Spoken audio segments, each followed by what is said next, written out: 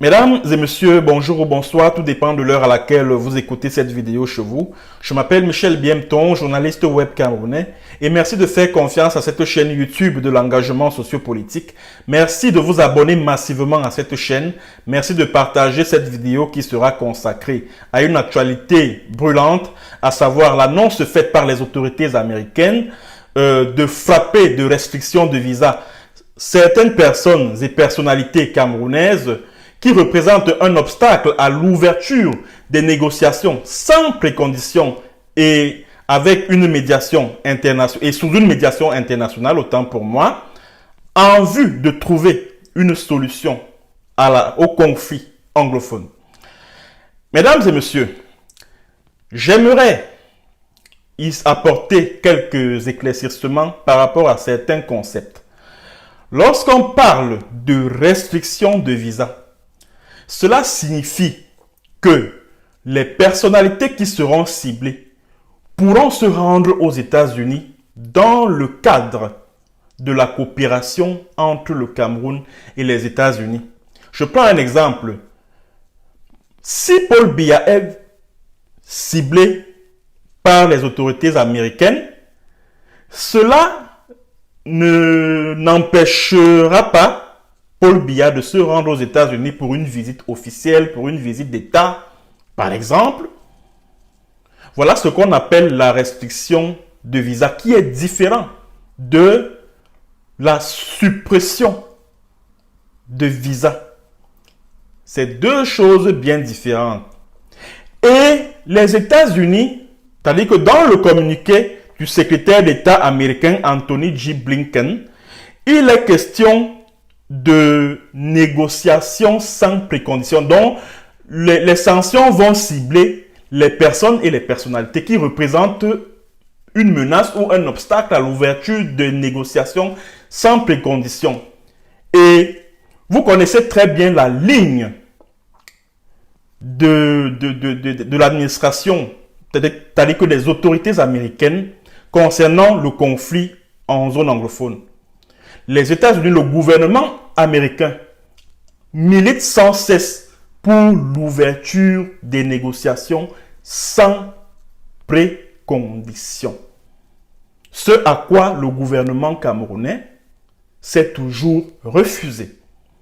Alors, cela étant donc dit, mesdames et messieurs, je vais me tourner vers les autorités américaines en question afin de leur communiquer la liste des personnalités potentielles qui doivent être ciblées par cette politique de restriction de visa du fait de leur rôle dans les massacres, les crimes de guerre, les crimes contre l'humanité en cours dans le Southern Cameroun. Et j'espère que l'ambassadeur des États-Unis au Cameroun, qui est une personnalité que, bon, je ne vais pas aller jusque dans les détails, lui-même il comprendra de quoi je parle. J'espère que cette liste va lui parvenir.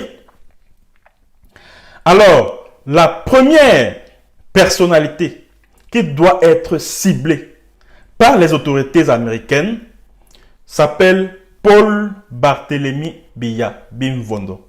Paul Biya. Paul Biya doit être ciblé par les autorités américaines. Pourquoi? Parce que justement, il est, en tant que président de la République, il est le chef suprême des forces armées.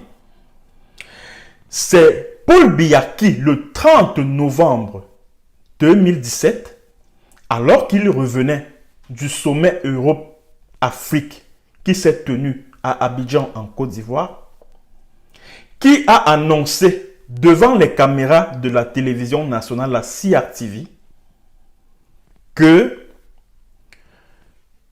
les uns et les autres doivent désormais se rendre à l'évidence qu'il n'est plus question, dans le cadre de la crise anglophone, de simples revendications corporatistes, mais de revendications des terroristes sécessionnistes. Et c'est donc ce discours va-t-en-guerre, ce discours qui sonne comme une déclaration de guerre, qui a provoqué le fort déploiement des forces de défense et de sécurité dans le Southern Cameroun, avec toutes les conséquences que l'on imagine et que l'on connaît. Alors, Paul Biya doit être ciblé par les sanctions américaines. Pourquoi? Je parle de Paul Biya et de sa famille. Paul Biya doit être ciblé par les sanctions américaines. Pourquoi? Parce que, au moment où, le 10 septembre 2019, il annonce dans un message radio-télévisé à la CRTV la tenue du grand dialogue national, il vient de botter en touche les propositions américaines sur l'ouverture de négociations sans précondition.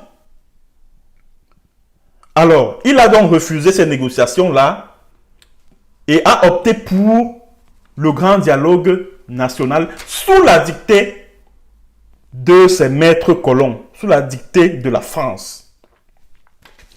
Alors, quand j'ai fini avec Paul Biya, je tombe sur Ferdinand Ngongo. Ferdinand Ngongo, comme vous le savez, est secrétaire général à la présidence de la République. Depuis le 5 février 2019, Ferdinand Ngongo bénéficie d'une délégation de signature de la part du chef de l'État, Paul Biya. Cette délégation de signature lui permet d'avoir la mainmise sur les forces de défense et de sécurité du Cameroun, accusées de nombreux massacres, de crimes, de génocide au Southern Cameroun, ce que vous appelez région du nord-ouest et du sud-ouest. Voilà pourquoi il doit être tenu pour responsable de tous ces massacres-là. Et surtout que Ferdinand Ngongo est, d'après des informations de sources concordantes, proche du commandant du bataillon d'intervention rapide, Eran Moas, qui est par ailleurs le conseiller en charge des questions de sécurité de Paul Biya. Donc, M. Ferdinand Ngongo doit être tenu pour responsable de tous les massacres commis par l'armée camerounaise, des soldats camerounais dans le Southern Cameroun depuis qu'ils bénéficient de la délégation de signature de la part du président de la République, Paul Biya. La troisième personnalité qui doit être frappée de restrictions de visa s'appelle Eran Moas, que j'ai cité tout à l'heure.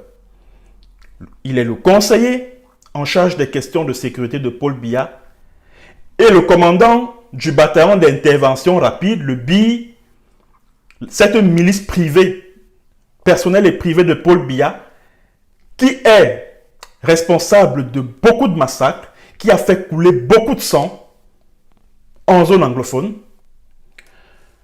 Eran Moas doit être mis sur la liste noire de l'administration Biden. La quatrième personnalité qui doit être ciblée par les autorités américaines s'appelle le général de brigade Amourou Emmanuel, le chef d'état-major particulier du président de la République, Paul Biya. Pourquoi le général de brigade Amourou Emmanuel? C'est tout simplement parce qu'il est en charge, au niveau de la présidence de la République, de répercuter les instructions de la présidence de la République au haut commandement militaire dans le cadre de la gestion du conflit en zone anglophone. Donc, vous remarquez que toutes les personnes qui doivent être interdites de visa par les autorités américaines sont celles qui représentent la ligne dure du régime de Paul Biya, qui sont opposées à toute ouverture de négociation sous une médiation internationale en vue de trouver une solution au conflit en zone anglophone. La cinquième personnalité qui doit être visée par les sanctions américaines s'appelle Joseph Betty Assomo. Il est ministre délégué à la présidence en charge de la défense depuis le 2 octobre 2015. Et bien entendu, il est chargé de l'administration des affaires courantes, s'il faut parler ainsi, au sein de l'armée camerounaise, des questions de finances, des questions de personnel, etc., etc. Donc lui aussi, il doit être d'une manière ou d'une autre tenu pour responsable de tous les crimes commis par des soldats camerounais en zone anglophone. La sixième personnalité qui doit être ciblée par les sanctions américaines s'appelle René Claude Meka. Il est le chef d'état-major des armées. C'est René Claude Meka qui est donc la pièce maîtresse de tout le dispositif de sécurité, tout le dispositif militaire qui est déployé dans le Southern Cameroun, ce que vous appelez Nord-Ouest et Sud-Ouest. Il doit donc lui être imputé tous les crimes qui y sont commis. La huitième personnalité qui doit être privée de visa américain, sauf dans un cadre purement officiel qui rentre dans le droit fil de la coopération entre les États-Unis et le Cameroun, s'appelle le général Valère Nka. Il est le commandant de la 5e région militaire interarmée. C'est-à-dire que la région militaire interarmée dans laquelle se trouve le Nord-Ouest, ce que vous appelez Nord-Ouest. Alors, le général Nka Valère, comme vous le savez, c'est-à-dire qu'il est d'ailleurs impliqué dans pas mal de crimes de masse, tels que le massacre de Ngarbou et tout. Donc, voilà donc quelqu'un qui doit être ciblé par les autorités américaines. Il n'a plus droit au visa américain s'il rêve d'y aller, s'il rêve d'aller aux États-Unis. La 9e personnalité qui mérite d'être ciblée par Washington s'appelle Général Ekongwese Divine Noku.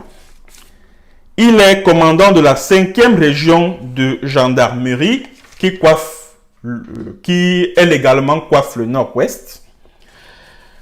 Alors, on peut imputer en cavalerie, tout comme à Ekongwese, tous les crimes perpétrés par l'armée camerounaise et la gendarmerie nationale du Cameroun dans ce que vous appelez la région du Nord-Ouest. Bamenda, Woum, Kumbo, je vais citer quelle autre localité, Nkambe, Balikumbat, Ndop, Bambalang, etc., etc. La 10e personnalité qui mérite d'être ciblée par les sanctions américaines pour crimes de guerre et crimes contre l'humanité dans le Cameroun anglophone s'appelle Général de brigade Ntunge Elias. Il est le commandant de la région de gendarmerie, de la 2e région de gendarmerie, qui coiffe ce que vous appelez la région du Sud-Ouest. Alors, il doit être tenu pour responsable de toutes les atrocités commises par ces éléments, c'est-à-dire que par les gendarmes camerounais qui sont déployés dans cette région. Mouyouka, Kumba, Boya, Limbe, Tiko, Moutengene, Mbongue, Kiliwindi, et j'en passe. La deuxième personnalité qui doit être ciblée par les sanctions américaines pour crimes de génocide, crimes de guerre et crimes contre l'humanité s'appelle le colonel Bombissoé Raymond. Il est le commandant de la Légion, parce que au départ je parlais de région, mais cette fois-ci c'est la Légion de gendarmerie du Nord-Ouest. Donc tous les crimes perpétrés par les gendarmes camerounais dans la région du Nord-Ouest doivent également lui être imputés. Et par conséquent, les autorités américaines doivent mettre l'œil sur lui. La deuxième personnalité qui mérite d'être ciblée par Washington s'appelle le colonel Chinda Henry. Il est le commandant de la Légion de gendarmerie du Sud-Ouest, de ce que vous appelez Sud-Ouest. Lui aussi, tous les crimes que commettent ces éléments, les gendarmes camerounais déployés dans le Sud-Ouest, doivent lui être imputés. Et je tiens à rappeler que ce monsieur, le colonel Nchinda Henry, est impliqué dans le massacre qui a eu lieu à Maoutou le 11 janvier 2021, c'est-à-dire en tout début d'année là. Le colonel Nchinda est l'un des commanditaires de ce massacre-là. La 13e personnalité qui mérite d'être visée par les sanctions de l'administration Biden s'appelle le capitaine de frégate Atonfak Serge Cyril. Il est le porte-voix de l'armée criminelle du régime de Paul Biya en tant que chargé de la communication du ministère de la Défense. C'est-à-dire que c'est lui qui vient embaumer les corps des civils tués en zone anglophone d'un parfum d'une très bonne senteur, alors qu'il s'agit de corps qui exhalent une odeur fétide. Et après avoir embaumé le corps, il enduit ce dernier. Après avoir embaumé les corps, il enduit ces derniers d'une couche de peinture blanche quand ces corps ne sont pas beaux à voir. C'est ça son travail, banaliser tous les crimes, nier complètement tous les crimes commis par le régime de Paul Biya en zone anglophone. La 14e personnalité, excusez-moi si j'en ris, hein? Parce que vous savez, j'imagine un peu dans quelle situation se trouvent ces gens-là. Ils ne s'attendaient pas à ce que les autorités américaines en arrivent à tout ce que vous voyez là, à cette annonce faite de restriction de visa. Ils ne s'y attendaient pas, parce qu'ils avaient très souvent l'habitude d'aller aux États-Unis pour se relaxer avec de l'argent qu'ils volent dans les caisses de l'État, etc., etc. Bon, maintenant qu'ils se rendent compte qu'ils risquent de ne plus pouvoir le faire, je me mets un peu à leur place, c'est-à-dire que je m'imagine un peu à leur côté pour voir, c'est-à-dire que dans quel état mental ou moral ils se trouvent. Alors, la 14e personnalité, qui fait d'ailleurs partie de la ligne dure du régime de Paul Biya dans le cadre de la gestion de ce conflit anglophone, s'appelle Paul Atanganji. Paul Atanganji est ministre de l'administration territoriale. Il est également, c'est quoi ce poste-là, secrétaire d'État ou secrétaire, je crois que c'est secrétaire du Conseil national de la sécurité. Le Conseil national de la sécurité, c'est un organe qui est logé au palais des Touzi, à la présidence de la République. et qui est chargé de centraliser le renseignement qui doit être acheminé vers le président de la République. Bon, là-dedans, vous retrouvez les responsables de la police, les responsables de la gendarmerie, les responsables de l'armée, les responsables du renseignement militaire, les responsables des services secrets, etc., etc. Alors, Paul Atanga Nji doit donc être mis dans la blacklist des autorités de Washington pour son rôle dans les massacres en cours dans le Cameroun anglophone. Souvenez-vous que c'est ce monsieur Atanga Nji qui, lorsque la crise anglophone éclate en 2016, déclare sur les antennes de la CIAR TV qu'il n'y a pas de problème anglophone au Cameroun. C'est-à-dire, Paul Atanga Nji fait partie de ceux qui ont jeté de l'huile sur du feu. Paul Atanga Nji. Et tout récemment, je crois que c'était au mois de janvier ou février, il s'est rendu à Bamenda. Il a déclaré devant les caméras des télévisions que Paul Biya a déjà gagné la guerre. Vraiment, c'est terminé. Et que tout ce que l'on voit là, ce ne sont que des petites poches de résistance, etc., etc. Alors que les événements qui ont suivi lui donnent, c'est-à-dire que les événements qui ont suivi viennent démentir ce qu'il a dit ce jour-là. Paul Atanga Nji doit être ciblé. Pourquoi? Vous le savez, il est patron de milices, les Atanga Nji Boys, qu'il a déversés en zone anglophone. Ce sont ces milices-là qui enlèvent, qui kidnappent des élèves, c'est-à-dire qui enlèvent, qui kidnappent contre rançon, qui assassinent, qui violent, qui égorgent, qui font ceci, qui font cela. Et par la suite, on accuse les séparatistes d'être responsables de ces crimes. Ce sont les milices de Paul Atanga Nji qui le font. Et je ne suis pas le seul à le penser.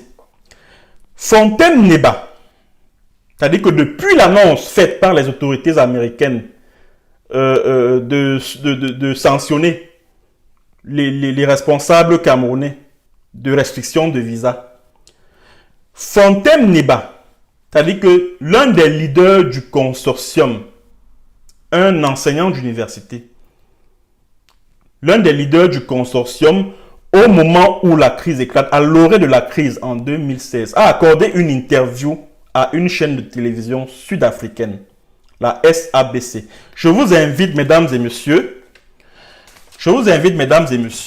à écouter l'extrait de cette interview que Fontaine Neba, qui aujourd'hui est basé aux États-Unis, si je ne me trompe pas, a accordé à cette chaîne de télévision sud-africaine sur le cas Atanga Nji. On écoute, mesdames et messieurs. I would like to say with certainty that the conflict as we see it has become a business. Que la crise est devenue un business. Cameroon has, particularly government officials, have proxy forces. They have hoodlums. Voilà, vous avez entendu que les membres du gouvernement camerounais ont des milices en zone anglophone, au Southern Cameroon. On écoute la suite.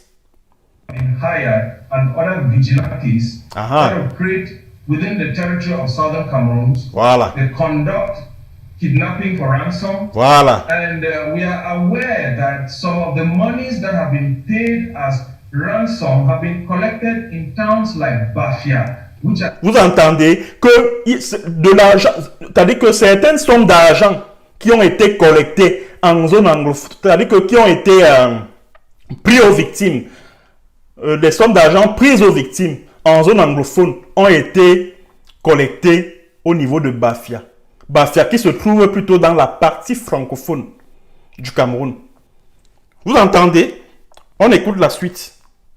Central region of Cameroon. Bafia is not in the English-speaking part of the country. So voilà. we can say with certainty that the issue of kidnapping and violence by militias is mainly by a government-sponsored units.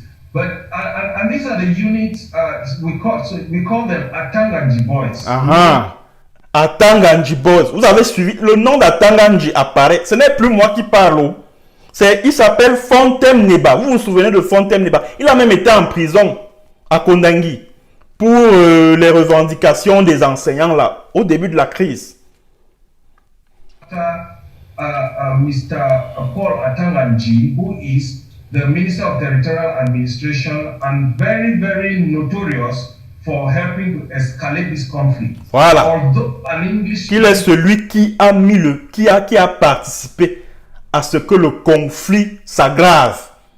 Vous avez suivi? On continue. An English-speaking or a Southern Cameroonian by birth, he helped the government to establish a grip on the people by claiming that the people of Southern Cameroon did not have any problem. So when you look at the way the situation has escalated and the way the people who escalated it have been rewarded, you see that the government of Cameroon is not ready to resolve this conflict anytime soon. Voilà. Voilà. J'espère que vous avez donc écouté l'intervention de Fontem Neba sur la chaîne de télévision sud-africaine SABC TV. Merci d'avoir écouté cette première partie et à tout de suite pour la seconde et dernière partie. Mesdames et messieurs. Mesdames et messieurs, bienvenue à la seconde partie de ce show YouTube consacré à l'annonce faite par les autorités américaines de sanctionner dans les prochains jours ou mois les personnes et personnalités américaines accusées de représenter un obstacle à l'ouverture des négociations sous une médiation internationale en vue d'apporter une solution à la crise anglophone ou, si vous voulez, au conflit anglophone. Bon, nous avons dans la première partie du show terminé avec le cas Atanganji Paul qui a été bien étayé par Fontem Neba, un enseignant. Il a fait partie des leaders du consortium, c'est-à-dire un organe mis en place à l'orée de la crise anglophone pour porter les revendications corporatistes qui ont été formulées au début de la crise anglophone en octobre 2016. Bon, après avoir fini avec Paul Atanganji, nous tombons sur le cas du colonel Joël Émile Mbankui, le plus grand braqueur et le plus grand voleur de véhicules du Cameroun. Joël Émile Mbankui, ce bandit-là. Il est le commandant de la division de la sécurité militaire. Je tiens à dire concernant ce cas aux autorités américaines que ce monsieur doit, c'est-à-dire qu'il doit être placé au premier rang des personnalités que votre administration doit viser pour ce qui est de la politique de restriction de visa. Parce que cet individu est très dangereux. Toute la confusion que vous voyez dans le conflit, dans le cadre du conflit anglophone. Parce que j'ai lu certaines autorités américaines sur Twitter s'inquiéter de ce que s'il faut négocier avec les leaders séparatistes, avec qui va-t-on le faire?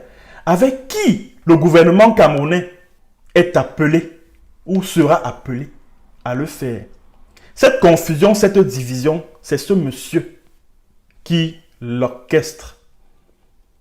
C'est ce monsieur qui les orchestre. Ce monsieur qu'on appelle Joël Émile Mbankui, le commandant de la division de la sécurité militaire au Cameroun. C'est ce monsieur qui est allé aux États-Unis, chez vous là-bas, rencontrer certains leaders séparatistes afin de leur remettre des mallettes d'argent. il était question que ces leaders séparatistes puissent semer la zizanie au sein du mouvement indépendantiste anglophone. Donc, quand vous voyez une telle démarche, elle ne participe pas à favoriser, à encourager l'ouverture d'une quelconque négociation. Donc, ce monsieur doit être particulièrement, il doit être à l'œil de l'administration de Washington. Excusez-moi, le colonel Joël Émile Bankui est patron de plusieurs, mais tout comme à Tanganji d'ailleurs, il est patron de milices dans la zone anglophone qui kidnappent contre rançon, qui tuent avec décapitation, qui enlèvent, qui commettent un certain nombre d'atrocités dans le but, afin de vous amener, vous, ces autorités américaines, à porter le blâme sur les indépendantistes anglophones. Et je sais de quoi je parle parce que cet individu est celui qui m'a jeté en prison au Cameroun. Parce que je tiens à vous rappeler que je vis en Norvège. Je suis réfugié, journaliste camerounais. C'est ce monsieur qui m'a jeté en prison au Cameroun. Juste parce que je faisais un certain nombre de dénonciations dans le cadre de ce conflit.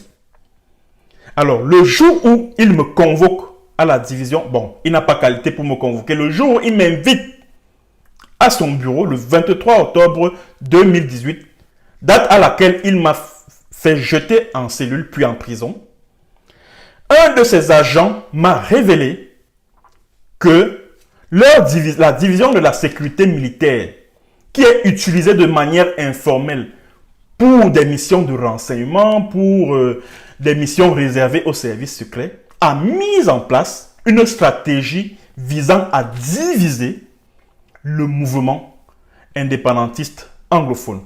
Donc, vous comprenez que dans tous les agissements de ce monsieur et de son service, il n'est pas question de favoriser ou d'encourager quelque négociation que ce soit. Voilà pourquoi tout ce que vous voyez, ces divisions,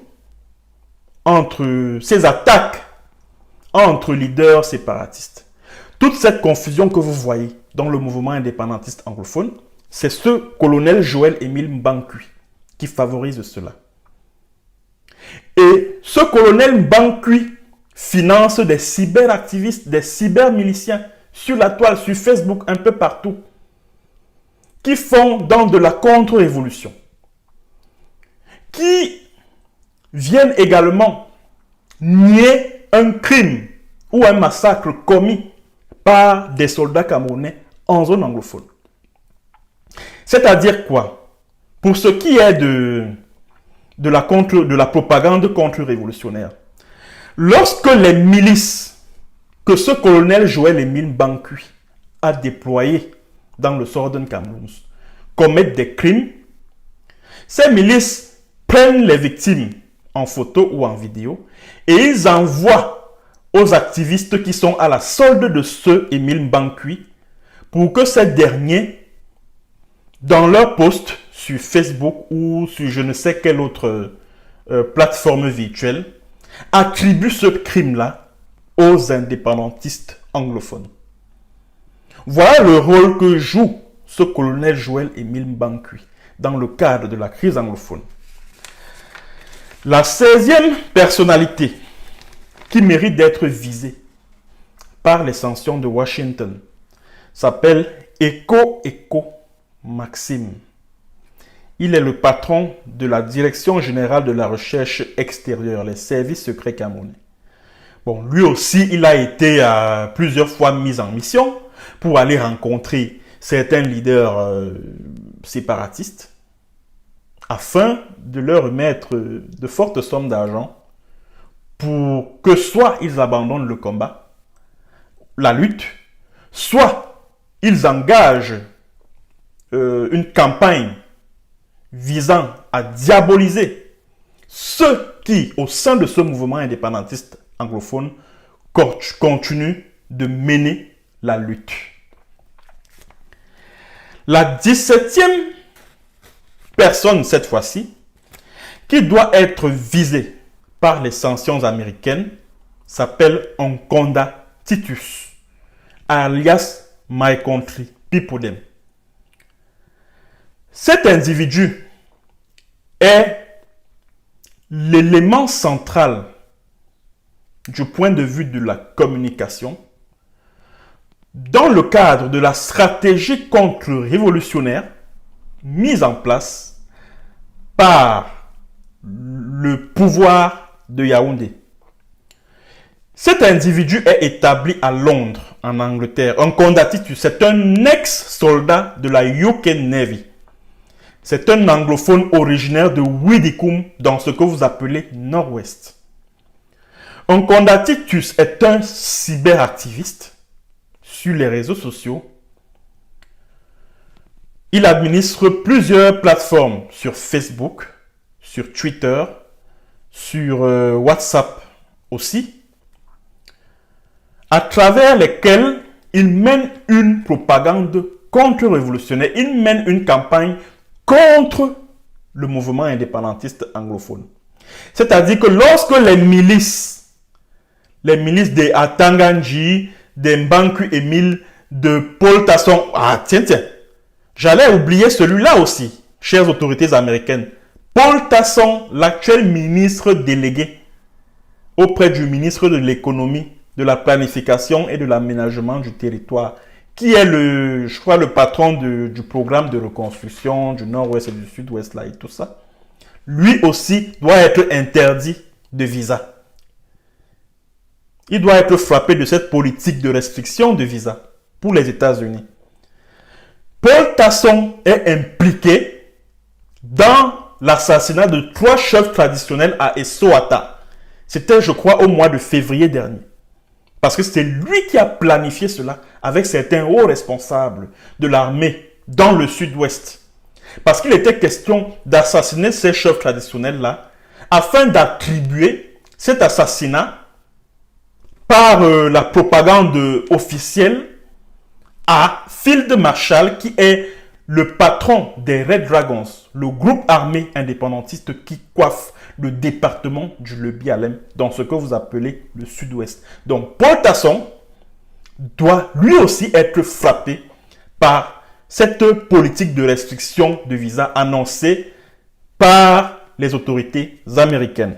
Je disais donc tantôt que, pour revenir au cas de Nkonda Titus, aka My Country People Them, lorsque les milices de Paul Tasson, du colonel Joël Emile Mbankui, d'Atanganji finissent de commettre leurs sales besognes en zone anglophone, dans le Southern Cameroun, ils prennent des photos et des vidéos, ils envoient à Nkonda Titus, alias My Country People Them, afin qu'il puisse battre une campagne sur les réseaux sociaux visant à diaboliser le mouvement indépendantiste anglophone, diaboliser les leaders séparatistes et leur attribuer tous ces crimes.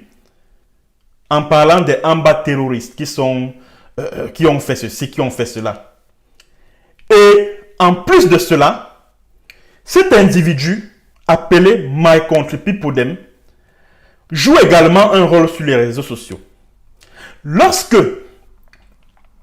les soldats camerounais commettent des crimes dans le Cameroun anglophone, il est chargé de banaliser ce crime.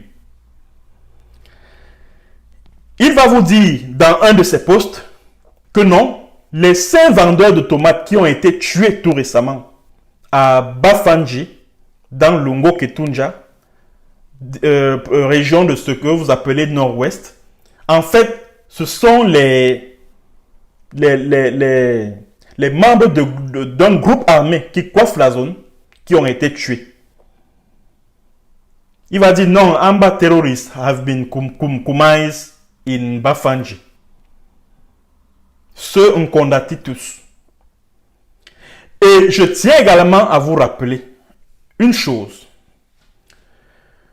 Lorsqu'il y a eu massacre de Maoutou, le 11 janvier dernier, ce Nkonda Titus, alias My Country People Them, qui est payé à de millions de francs CFA, l'argent du contribuable camerounais, par le gouvernement camerounais, par le régime de Paul Biya, s'est fendu d'un post sur Facebook dans lequel il a dit de manière claire et non équivoque que toutes les familles qui hébergent des membres de groupes armés dans la zone anglophone seront massacrées.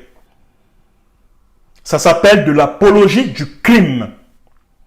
Je ne sais pas pourquoi certaines autorités américaines, certaines ONG internationales continuent de tomber dans le piège de cet individu.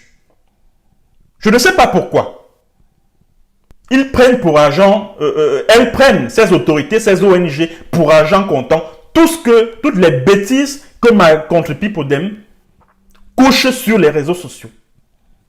Alors, cet individu, ce Onkondatus, doit être mentionné sur la liste, doit figurer sur la liste noire des autorités américaines.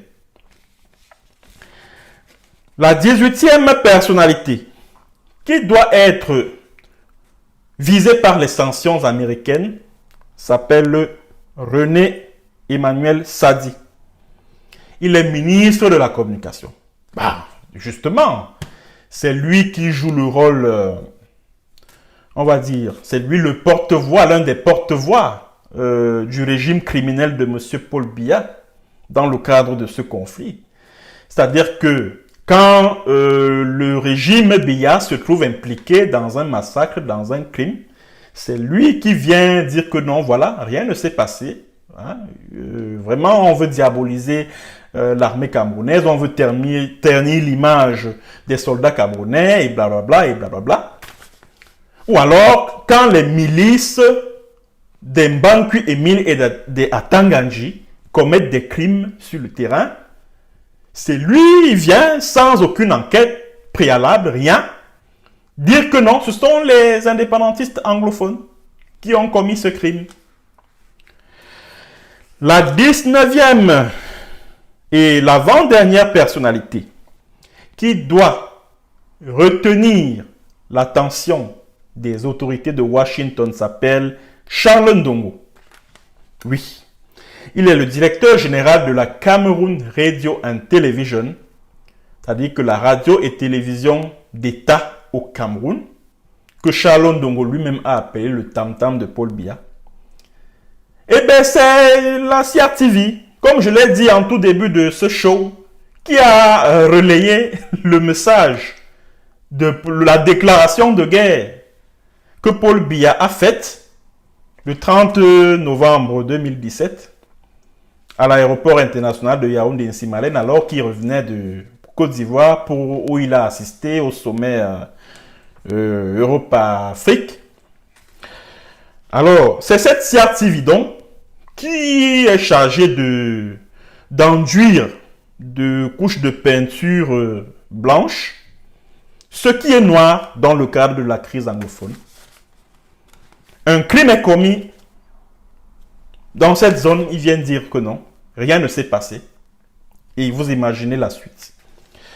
Alors, la dernière personne qui doit retenir l'attention de Washington s'appelle Ayabacho Lucas. Il est le patron de l'Ambazonan Government Council et de sa branche militaire, l'Ambazonan Defense Force. L'Ambazonan Defense Force, comme je l'ai dit maintes fois sur cette chaîne, n'a pas pour rôle de se battre pour la cause du peuple combattant du Southern Cameroons. Non. L'Ambazonan Defense Force agit comme une milice de l'armée camerounaise dans cette zone. C'est-à-dire que c'est la Ambazonan Defense Force qui déblaye le chemin aux soldats camerounais, le chemin qui mène vers les camps des Ambazonan Restoration Forces qui combattent sous l'autorité de l'interim government dirigé par Dr Samuel Sako Ikome. L'Ambazonan Government Council est également coupable de beaucoup d'enlèvements, de beaucoup de kidnappings contre rançon, de beaucoup d'assassinats de civils comme de membres de groupes armés dans la zone. Ils ne sont pas là pour combattre pour la cause du peuple ambazonien. Et ce qui doit retenir, c'est-à-dire que ce qui doit faire en sorte qu'il figure, que Kayabacho figure sur cette liste, que son nom figure sur cette liste, c'est que Ayabacho, tout comme les cyberactivistes qui lui sont proches, sont vivement opposés à la médiation suisse. C'est-à-dire que l'ouverture des négociations sans précondition. Il est vivement opposé à ça, lui et ses gars. Toute la confusion que vous voyez, encore que j'ai réussi à établir les liens entre Mbamkui Emile et cet Ayabacho Lucas. Donc toute la confusion, chères autorités américaines, que vous voyez dans cette révolution, dans ce mouvement indépendantiste anglophone, Ayabacho Lucas fait partie de ceux qui la favorisent. J'en ai donc terminé avec la liste des personnes et personnalités qui doivent être ciblées par Washington. J'aimerais donc m'adresser à tous les individus dont j'ai cité les noms. Il faut que vous fassiez attention à ce que j'appellerais l'effet domino. Aujourd'hui, c'est l'administration américaine qui annonce une restriction de visa pour les personnes ou les personnalités qui ne veulent pas des négociations sans préconditions que prône l'administration Biden, que prônent les États-Unis en général. Demain, parce que les États-Unis, c'est le gendarme du monde, ça c'est incontestable. Qui sait si ce n'est pas l'Union européenne qui va prendre le relais? Et je tiens à vous dire, je tiens à vous donner une information de source sûre, A1, que les services secrets français, écoutez bien, les services secrets français, la DGSE, sont en ce moment en train d'identifier toutes les personnalités qui obstruent la voie vers l'ouverture des négociations sans précondition. Ça, il faut que je vous l'annonce. Je dis bien, la DGSE, ce qu'ils appellent en France la piscine, est en train d'investiguer sur l'identité des personnalités qui empêchent que s'ouvrent les négociations sans précondition et sous une médiation internationale en vue d'une solution définitive au conflit anglophone. Voilà ce que j'avais à dire pour conclure ce show. Merci d'avoir été nombreux à écouter. Merci de partager ces 2 vidéos. À bientôt pour un autre show et sur un autre thème. Bonjour ou bonsoir.